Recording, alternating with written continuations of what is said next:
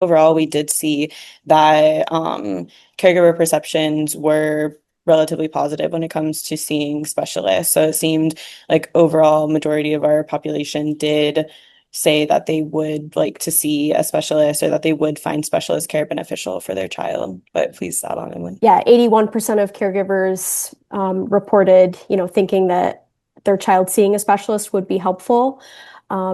So yeah, I think it, while there's, maybe some knowledge, awareness, education that may be needed, and improvements in communication, I think the overall perception, like Rachel was saying, is positive. These families, while there, may be some medical mistrust, I think overall they're receptive to this specialized care, and I think we just need to figure out, how to remove some of the barriers that exist. Yeah, I'm not sure if we can say that there's one thing, like one barrier that contributes most to this issue. Mhm. Um, Emily and I had discussed after looking at these findings. I mean, this isn't novel at all. Honestly, these findings are relatively exhaustive at this point. We've seen this in not only within the Rochester community, but in many different communities with similar populations. We know that there are many resource gaps and barriers that need to be filled. And I think where we're at right now is more of an that we know what's happening, and now it's not looking at the what, it's more of the why and the what do we do afterwards that we should be looking at. And so I think it's all communities, all organizations, everyone that plays a role are all equally they're all equally contributing to this issue that we found. So, as we had talked earlier about physician referrals, we know that they're not required, but they are beneficial for these families, especially for families that may be under-resourced and don't know what is available to them. The people who are within facilities that have these resources should be letting them know, so that they know what's available. And then also within communities, aside from physician offices, there are more like community members, like research teams like Emily and I, who can also bridge these gaps as well. And then there's also issues with like insurance and medical practices that all go into play with caregivers coming into doctor's appointments for their children and maybe not having the time to ask questions or not knowing what questions to ask, or even thinking if they ask these questions, they might not be able to do what the answer is for them. So why ask in the first place?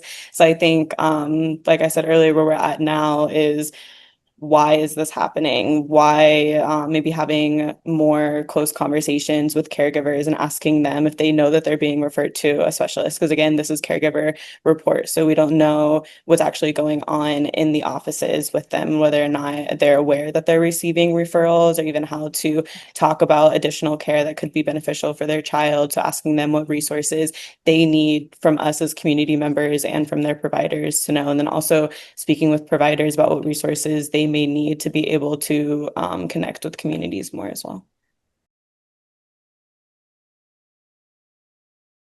The point, the majority of caregivers reported, being, supportive of or in support of specialist care, you know, um, and so I think, the question isn't, families don't want this additional care for their child. There are barriers that are, potentially preventing them from accessing this care. So I think it was very apparent that parents, caregivers, and families were, receptive to this care and believe it's important for children with asthma. Yeah, And also, providers as well, primary care providers. Um, we did ask the caregivers whether their provider thought it was important that they should see a specialist. And so that was also, reflected in that data as well.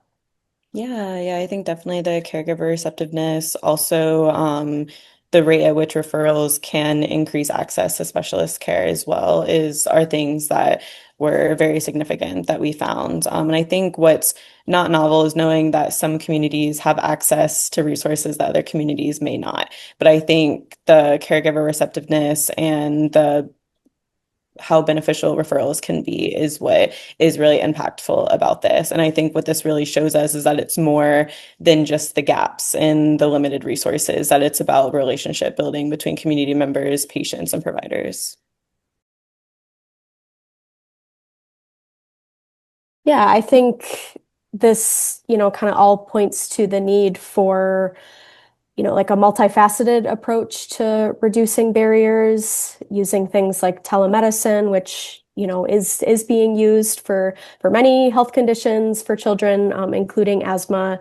So, continuing to use that as a way to reduce transportation barriers to, getting to the practice, potentially using, some regions have mobile clinics that are able to go out to the community, again, to mitigate, transportation barriers. And,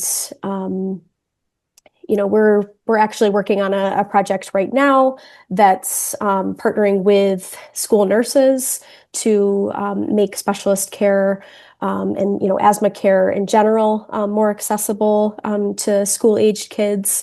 So I think definitely building those partnerships with school health staff and providers is also very important. Yeah, I think definitely just having multiple communities for our caregivers and our families and the children we work with to have access to. I think everything Emily just said with school nurses is super great because school nurses definitely provide a lot of medical care to children because they're spending most of their time at school. So having them integrated in asthma management, asthma care can be extremely beneficial. And with referrals or like any resources for primary care providers, I think just having, again, like I said, like multiple community members that are available. I think through our research team, like we're able to bridge some gaps. There's also like community health workers also that are able to bridge gaps. So I think like introducing various different groups that can help these families. So I think sometimes when they come into the doctor's office, they just come in and want to come right out. They don't know that there's so many different communities that they can have that are accessible to them. They've even mentioned, like, as we work with them throughout the years, that when we speak to them, they don't know that the things that we talk about, like specialist providers or like different medications they can be on, they don't know that these are accessible to them. And they didn't even know they could ask their doctor these questions. So I think being able to talk to people like Emily and I and other people on our research teams that are kind of this weird middle ground between we're not quite providers, but we're not quite their peers either, where they do feel comfortable asking us medical questions, and we can give them advice and they want to heed our advice as well. I think that makes them feel more comfortable because I think sometimes when they're in such a fast-paced environment, like their doctor's office, they feel a little overwhelmed with everything because there's a bunch of words they don't know, like terms they don't know, like medications and things. So I think having them talk about stuff in more lay terms makes them more comfortable and then gives them more power when they go into doctor's visits.